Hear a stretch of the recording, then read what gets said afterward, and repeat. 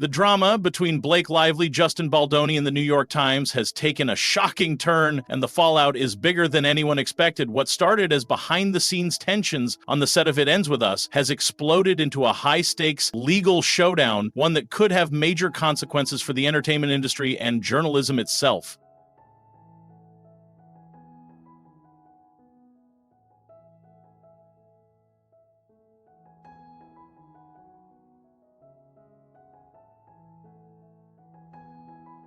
Lively's accusations against Baldoni sparked a media frenzy, but now new evidence is poking holes in her claims. Meanwhile, the New York Times has moved to dismiss Baldoni's defamation lawsuit, arguing that their reporting was protected under fair report privilege. But Baldoni and his team are fighting back, claiming the newspaper not only misrepresented the facts, but also colluded with Lively to push a one-sided narrative. Could this lawsuit expose a deeper issue with modern journalism and celebrity power plays? And what does it mean for the future of reporting on Hollywood scandals? Let's break down everything you need to know about this explosive case. Justin,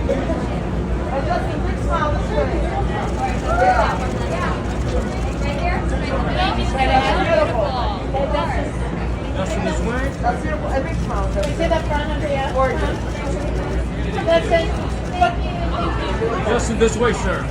Straight ahead right here. The heart of this controversy is a massive $250 million lawsuit. Baldoni has taken the New York Times to court, accusing the paper of deliberately smearing his reputation through biased reporting. He claims that the Times worked behind the scenes with Lively to frame him as guilty before he even had a chance to respond. According to Baldoni's legal team, the newspaper selectively edited key communications, omitted crucial context, and intentionally published the article at a time when he had limited ability to fight back. But the New York Times isn't backing down. They've filed a motion to dismiss the lawsuit, arguing that they were simply reporting on Lively's legal complaint. The publication insists that their coverage falls under fair report privilege, a legal protection that allows media outlets to report on official legal proceedings without being accused of defamation. However, Baldoni's team argues that this was not just routine reporting. They believe the Times had access to Lively's complaint before it was officially filed and worked with her to craft an article that framed Baldoni in the worst possible light. They also question the timing of the article's release, which came just before the holiday season, a period when Baldoni would have little opportunity to respond publicly. Okay, wanted to get to that Justin Baldoni news before we go.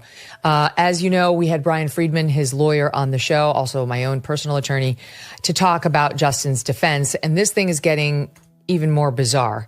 So you may remember that one of the key allegations in her complaint against Justin Baldoni was as follows, okay, from paragraph 48 of her complaint. Adding another layer to the controversy, the Los Angeles Times conducted its own investigation into Baldoni's production company, Wayfarer Studios.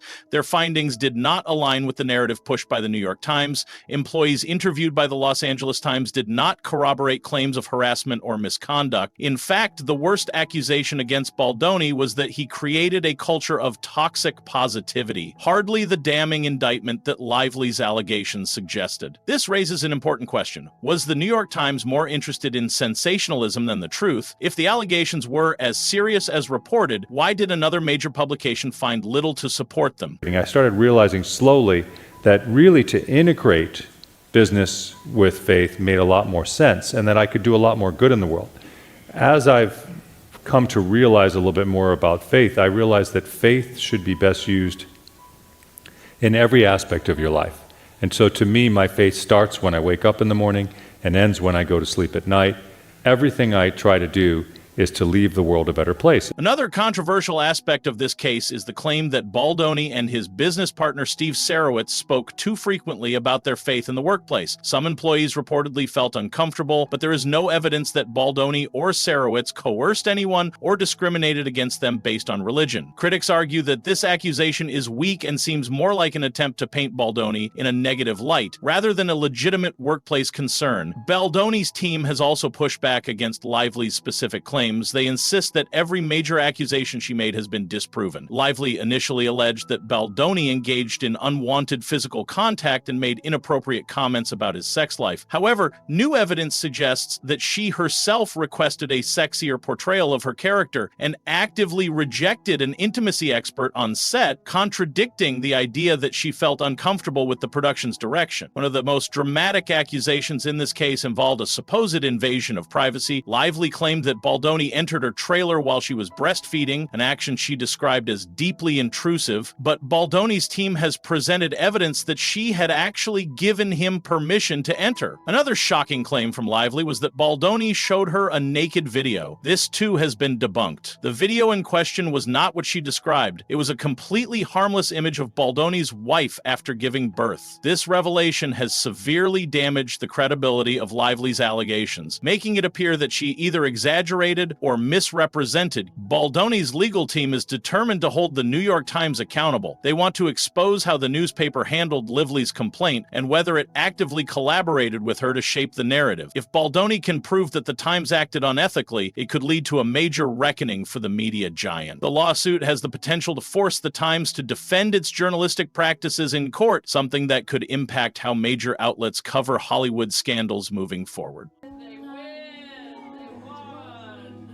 All right, cut. I think we got plenty. Yes. Slow motion. It's going to be a 17-minute reel. At the same time, Lively's role in this controversy is being scrutinized more closely. Some now see her actions as an attempt to exert control over the film's production and marketing, rather than just an effort to raise legitimate concerns. Reports suggest that she wanted to direct and edit the film, which some interpret as a power play against Baldoni. If true, this raises another troubling question: was this controversy more about creative control? As the case heads toward trial, both sides are digging in their heels. Baldoni is determined to clear his name, while the New York Times is fighting to maintain its credibility. The outcome of this lawsuit could have major consequences, not just for Baldoni and Lively, but for Hollywood, journalism, and the way the media handles allegations in the entertainment industry. Just tell me what it was like also collaborating with Blake. Oh, she's a creative force. She's a genius. She was involved in every aspect of this production, and everything she touched, she made better. I mean, it all started with a letter that Colleen received from you. Yeah. That message must have been so heartfelt. What do you think was the words that you used that really captivated her and made her want to give you over the movie rights? I mean, she had a lot of requests. Yeah, I don't know if, again, I feel like there was some divine guidance there. I don't think it was the words. I think it was the intention and the why that I wanted to make the movie. And what happens next? Will Baldoni be able to prove that the Times and Lively conspired against him? Or will the lawsuit be dismissed, allowing the newspaper to walk away unscathed? One thing is certain, this battle is far from over. Your thoughts? What do you think about this case? Do you believe Justin Baldoni's lawsuit has merit, or do you think the New York Times was just doing its job? Let us know your thoughts in the comments. Don't forget to also like, subscribe, and turn on notifications so you never miss an update on the latest Hollywood scandals.